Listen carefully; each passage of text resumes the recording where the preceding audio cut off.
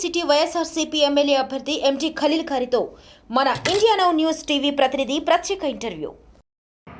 నమస్తే. సార్వత్రిక ఎన్నికల నేపథ్యంలో ప్రస్తుతం మనం నెల్లూరులో ఉన్నాం. ప్రస్తుతం నెల్లూరు సిటీ వైసీపీ అభ్యర్థి ఎండి ఖలీల్ గారు మనతో పాటున్నారు. సార్ చెప్పండి సార్, అసలు ఇప్పుడు ఈసారి ఎలా ఉంది వైసీపీ ప్రభుత్వం పథకాలు ప్రజల్లోకి ఏ విధంగా తీసుకెళ్తున్నారు, అదేవిధంగా నెల్లూరు నగరంలో ఇప్పుడు వరకు అభివృద్ధి ఏం జరిగింది, మీ పాలనలో రాబోయే రోజుల్లో ఏం జరుగుతుంది?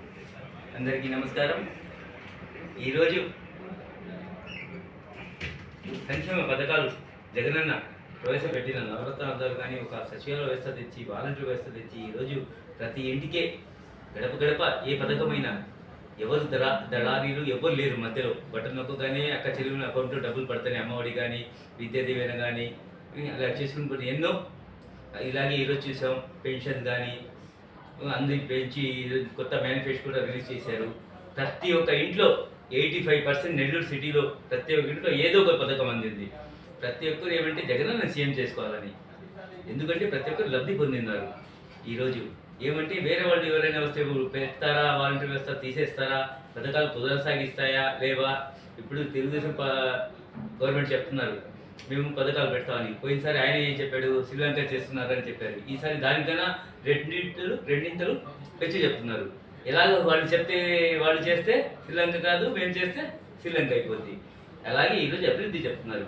నెల్లూరు సిటీలో 1170 కోట్ల రూపాయలతో ఈరోజు మేము నెల్లూరు సిటీని డెవలప్ చేసుకున్నాం. అనిల్ కుమార్ యాదవ్ మాజీ మంత్రి ఆయన ఆధ్వర్యంలో ఈరోజు 1170 కోట్ల రూపాయలతో పెన్నా బ్యారేజీ ఫ్లైఓవర్ బ్రిడ్జ్ కంప్లీట్ చేస్తున్నాం. పెన్నా బ్రిడ్జ్ కొత్తది ఒక 110 కోట్ల కడుతున్నాం. అలాగే పెన్నా రివిట్ వాళ్ళు 100 కోట్ల కడుతున్నాం. అలాగే జాఫర్ సాబ్ కాలువ రివిట్ వాళ్ళు 100 కోట్లు కడుతున్నాం. 32 పార్కులు రెడీ చేసాం. 8 హెల్త్ క్లినిక్ రెడీ చేసాం. ఎక్కడ ఏ వార్డులో మీరు పోయినా, ఎక్కడ సన్న సందులు పోయినా, ఎప్పుడో 40 సంవత్సరాలు 50 సంవత్సరాల ముందు వేసిన రోడ్లు ఈరోజు చూడండి మీరు. ప్రతి ఒక్క సందులో సిమెంట్ రోడ్లు వేసి ట్రైన్లు కట్టుకుంటూ ముందుకు పోతున్నాం. ఎక్కడ అభివృద్ధి గురించి వాళ్ళు చెప్తారు తప్ప అబద్ధపు మాటలు చెప్పడం తప్ప వేరేది. మీ మీడియా సాక్షిగా మీరు పోయి చూడండి. ఎక్కడ ఏ వీధిలో అయినా ఎక్కడైనా మేము చెప్పింది ఏమైనా అబద్ధం. 4-వే రోడ్ చూశారు కదా, మైపాడిగే రోడ్ ఎలాగుంది, సెట్టిగింట రోడ్ చూశారు కదా, ఒకప్పుడు ఎలాగుంది, ఈరోజు ఎలాగుంది. మీరందరూ చూసుకోండి, మీడియా సాక్షిగా చేశాడు. ఆయన చెప్పింది నేను 5200 కోట్ల అభివృద్ధి చేశాడంట. ఏం చేశాడు ఆయన నారాయణ గారు?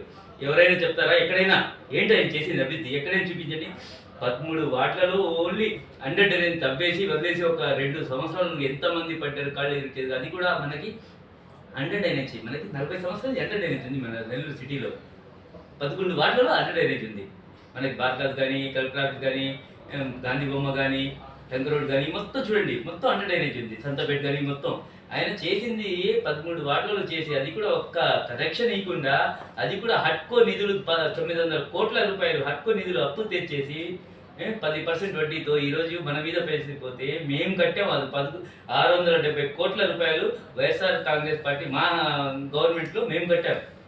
ఈరోజు ఆయన చెప్పేది అబద్ధ మాటలు చెప్ప ఏమి చేసేది లేదు. ఊరికైనా చెప్తాడు నేను అభివృద్ధి. షాదీ మహల్ ఆయన కట్టాయంట, ఘోష హాస్పిటల్ ఆయన కట్టాయంట, పార్కులు ఆయన కట్టాయంట. మీరు చూశారు కదా ఏం పార్క్ కట్టారో, మేము ఏం కట్టారో మీరు ప్రతి ఒక్కరు చూసుకొని ప్రతి ఒక్క వాటిలో పోయి చూడండి, విచారించండి మీడియా సాక్షిగా. ఆయన కట్టాయంట. అందరూ ఎంత ఘోరం ఆయన చెప్పడం అబద్ధం. ఆయన ఏంటి చేసేది? ఆయన ఎప్పుడైనా వచ్చాడా? మంత్రి ఉన్నప్పుడు 4 రోజులు తిరిగాడు అంతే తప్ప ఎప్పుడైనా జనాల్లో వచ్చాడా? ఈరోజు ఎలక్షన్ కాబట్టి, మళ్ళీ ఎలక్షన్ నిలబడుతున్నాడు కాబట్టి వచ్చాడు అంతే తప్ప ఆయన చెప్పేది మొత్తం అబద్ధ మాటలు. ఎవ్వరు జనాలు నమ్మడం లేదు. ఎందుకంటే మా ప్రియతమ ముఖ్యమంత్రి వైఎస్ జగన్మోహన్ రెడ్డి చేసిన అభివృద్ధి కార్యక్రమాలు చూస్తున్నాం. సంక్షేమ పథకాలు ప్రతి ఒక్కరు ఆస్వాదిస్తున్నారు. ప్రతి ఒక్కరు జగనన్న సీఎం అయితే మనలో ఈ పథకాలు మొత్తం కంటిన్యూ అయితే అవి కూడా కాకుండా కొత్త మేనిఫెస్టోలో ప్రతి ఒక్క పథకాన్ని పెంచి పెట్టున్నారు.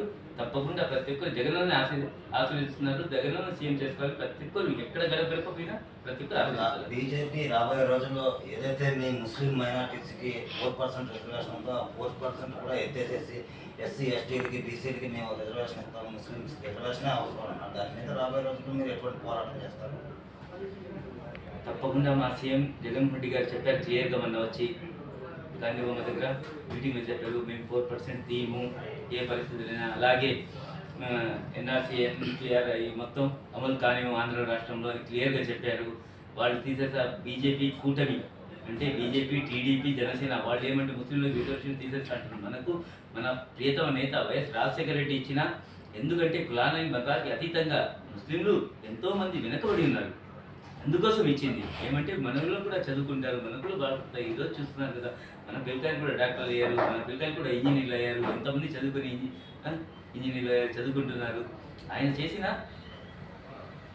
మన రాజశేఖర రెడ్డి పెట్టిన భిక్షే మనకు ఈరోజు మేము పిల్లకాయలు అందరూ చదువుకున్నాం. ఆయన కొడుకు తనయుడు జగన్మోహన్ రెడ్డి గారు మన ప్రీతమ ముఖ్యమంత్రి వాళ్ళు తప్పకుండా దీనికన్నా రెట్టింపు చేస్తారు ముస్లింల కోసం. ప్రతి ఒక్కరు ముస్లింలు ఆయనకి వదిలి ఎవ్వరు పోరు. ప్రతి ఒక్కరు వైఎస్ఆర్ కాంగ్రెస్ పార్టీ ఫ్యాన్ గుర్తుకు ఓటేసి అత్యధిక మెజార్టీతో గెలిపిస్తారని జగనన్న సీఎం చేస్తున్న ప్రతి ఒక్కరు ఎదురు చూస్తున్నారు. మే 13వ తేదీ ఎప్పుడు వస్తుందని ప్రతి ఒక్కరు ఎదురు చూస్తున్నారు.